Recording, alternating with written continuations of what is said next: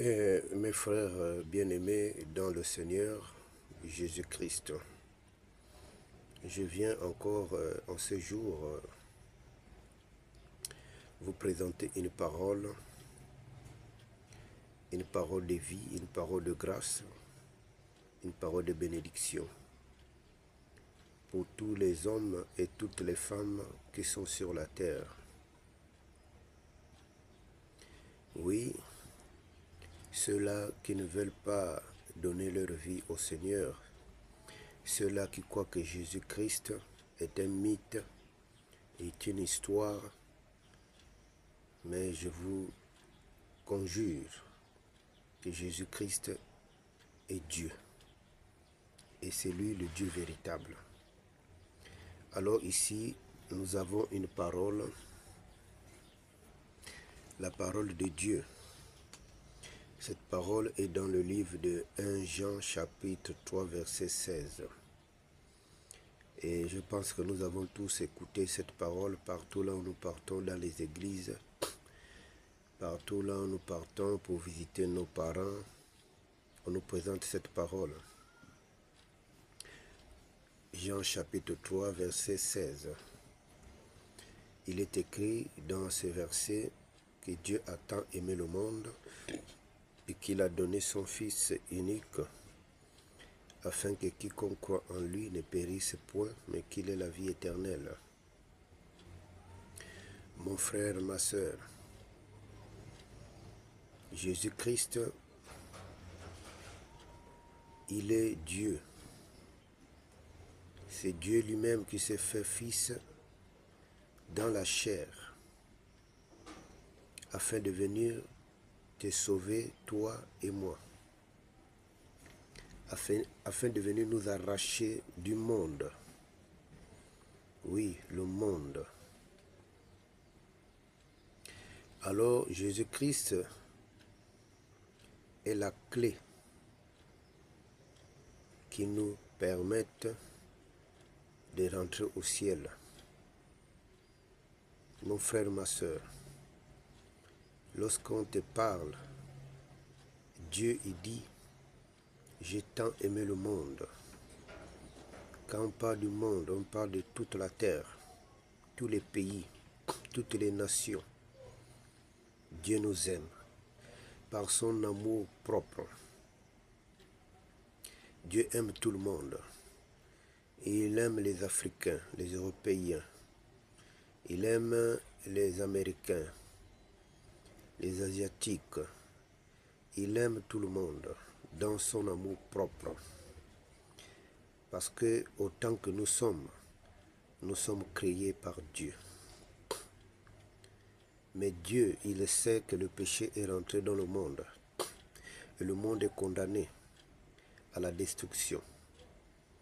Mais pour permettre que le monde, c'est-à-dire les innocents ne périssent point, Dieu s'est fait chair en Jésus-Christ pour venir mourir afin que toi et moi, nous puissions être sauvés pour rentrer au ciel. Mon frère, oui, Dieu a tant aimé le monde qu'il a donné son Fils unique afin que quiconque croit en lui ne périsse point, mais qu'il ait la vie éternelle.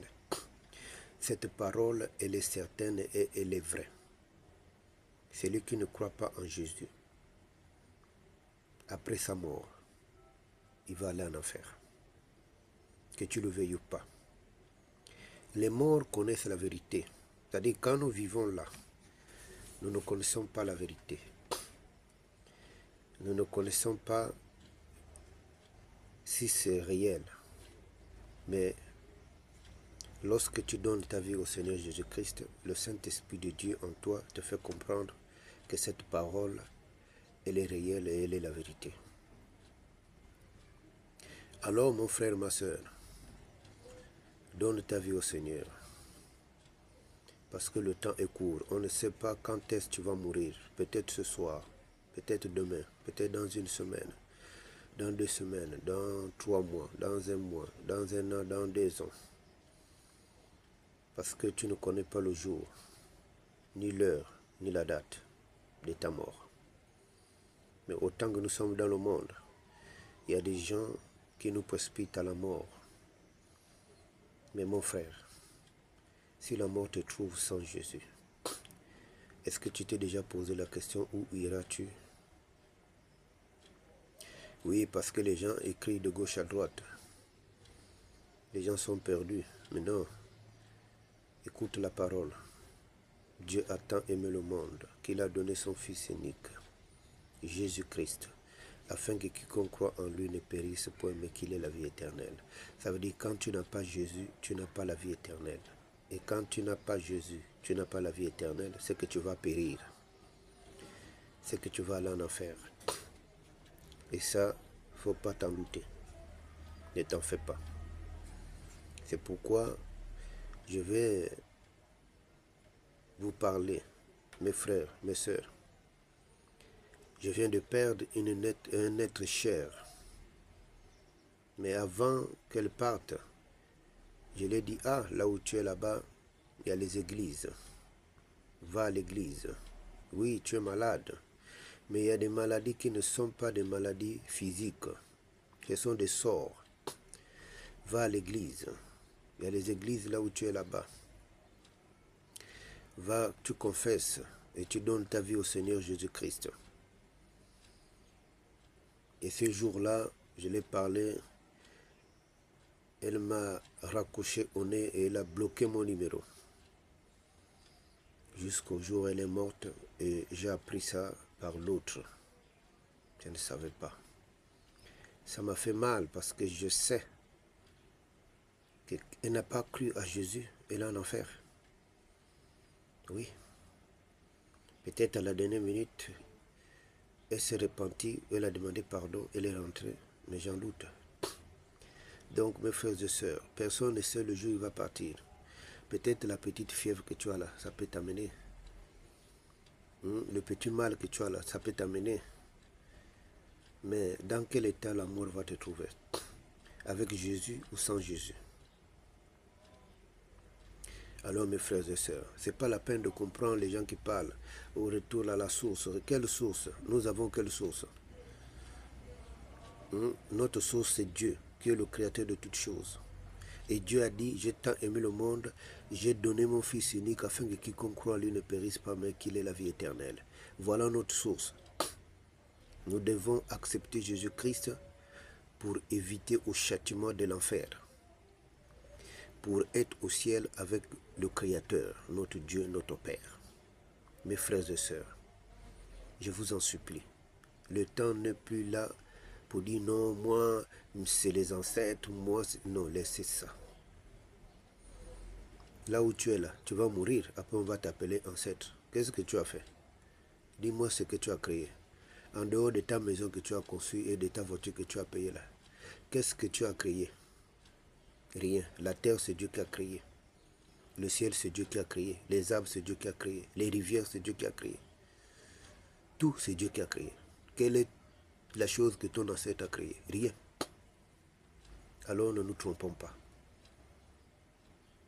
Je vous demande, par l'amour de Dieu, écoutez cette parole. Dieu s'est sacrifié lui-même pour nous, pour son amour, l'amour qui nous porte. Parce que s'il n'avait pas fait ça, on ne devait pas être sauvé. Mais Dieu nous a fait grâce. Alors croyons que Jésus-Christ est le seul moyen qui nous permette de rentrer au ciel. Et le seul moyen qui nous permette d'éviter l'enfer. Je vous prie, mes frères et sœurs, de croire en Jésus-Christ et de donner votre vie à Jésus et d'écouter sa parole et de mettre cette parole en pratique. C'est simple, c'est pas compliqué. Oui, c'est pas compliqué. Que Dieu vous bénisse encore pour ceux-là qui vont m'écouter. Que Dieu vous bénisse encore pour ceux-là. L'Esprit de Dieu va donner la sagesse de se repentir et de venir à Dieu. Paix et grâce pour vous, au nom de Jésus-Christ. Amen.